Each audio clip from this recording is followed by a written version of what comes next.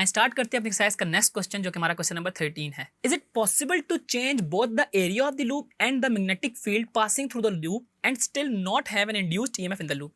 कि हमारे पास जो एरिया ऑफ द लूप भी चेंज हो रहा हो और मैग्नेटिक फील्ड जो उसमें से पास हो रही है वो भी चेंज हो रही हो, मगर उसके अंदर इंड्यूस्ड ईएमएफ ना हो रही हो। तो ये कौन सा केस है, आए इसको देखते हैं। yes it is possible to change the area of the loop and the magnetic field and still have induced EMF 0। कि हमारे पास एरिया ऑफ द लूप भी चेंज हो रहा हो और मैग्नेटिक फील्ड भी चेंज हो रही हो, फिर भी EMF 0 को अप्रोच या उसके अंदर इंड्यूस्ड किया जा सकता है। कैसे? This is possibility lies the orientation of the loop. कि हमारे पास जो लूप की ओरिएंटेशन है उसके ऊपर डिपेंड कर रहा है कि हम उसके अंदर एंगल कौन सा बना रहे हैं।